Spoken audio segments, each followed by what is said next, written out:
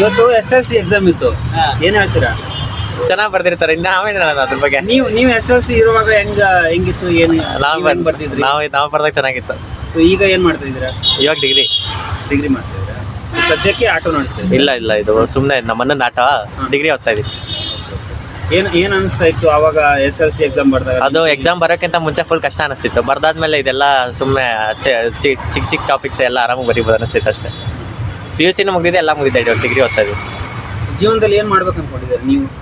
ಸದ್ಯಕ್ಕೆ ಆ ಥರ ಏನಿಲ್ಲ, ಓದ್ ಮುಗಿಸ್ಬೇಕಷ್ಟೇ. ಜೀವನ ಹೆಂಗ್ ತಳ್ಕೊಂಡೈತೆ ನಂಗೆ ಹೋಯ್ತಾ ಇರ್ಬೇಕು. ಜೀವನ ಹೆಂಗ್ ತಳ್ಕೊಂಡೈತೆ ನಂಗೆ ಹೋಯ್ತಾ ಇರ್ಬೇಕು, ಪ್ರಶಾಂತವಾಗಿರ್ಬೇಕು. ಅದಕ್ಕೆಲ್ಲ ಕೇರ್ ಮಾಡ್ಕೊಳಕ್ಕೆ ಹೋಗ್ಬಾರ್ದು. ನೀವೇನ್ ಮಾಡ್ತಾ ಇದ್ದೀರಾ ಈಗ ಜೀವನದಲ್ಲಿ? ನಾನೇನು ಮಾಡ್ತಿಲ್ಲ, ಆರಾಮಾಗಿ ಕೂತಿದ್ದೀನಿ. ಎಷ್ಟನೇ ಕ್ಲಾಸ್ ಅಂತ ಓದಿರೋದು ನೀವು? ನಾನು 10ನೇ ಕ್ಲಾಸ್ವರೆಗೆ ಲಾಸ್ಟ್ ಓದಿರೋದು, ಬೇರೆ ಎಲ್ಲ ಬಿಟ್ಬಿಟ್ಟಿದ್ದೀನಿ.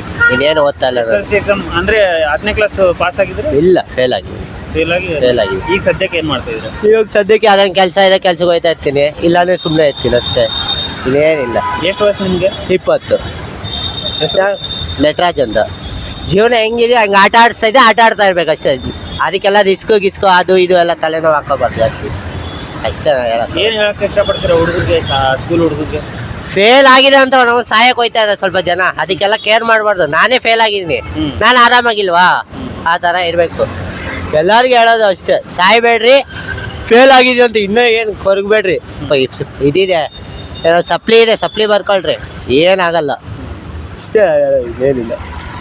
ಈಗ ಹಿಂದಿ ಎಕ್ಸಾಮ್ ಬಗ್ಗೆ ಬಹಳಷ್ಟು ಪರ ವಿರೋಧದ ಚರ್ಚೆ ನಡೀತಾ ಇದೆ. ಹಿಂದಿ ತೆಗೆದಾಕಿದ್ರೆ ಒಳ್ಳೇದು ಅಥವಾ ಇರಬೇಕಿತ್ತು ಅಂತ ಎಲ್ಲ ಪರ ವಿರೋಧದ ಚರ್ಚೆ ನಡೀತಾ ಇದೆ. ಅದ್ರ ಬಗ್ಗೆ ಏನಂತೀರಾ? ಇನ್ನು ಏನಕ್ಕೆ ತೆಗಿಬೇಕು?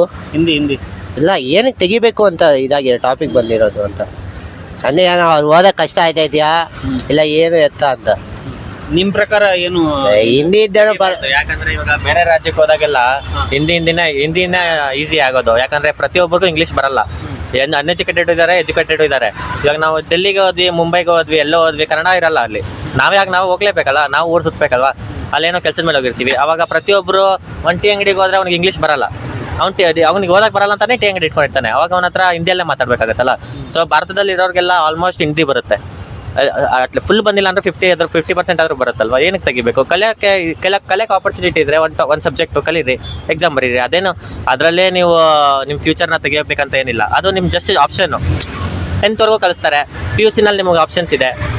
ಸಂಸ್ಕೃತ್ ಬೇಕು ತೊಗೋಬೋದು, ಹಿಂದಿ ಬೇಕಾದ್ರೆ ತೊಗೋಬೋದು, ಕನ್ನಡ ಬೇಕಾದ್ರೆ ತೊಗೋಬೋದು. ಆಮೇಲೆ ಇವಾಗೇನು ಮೇಯ್ನ್ ಅಂದರೆ ಇಂಗ್ಲೀಷು.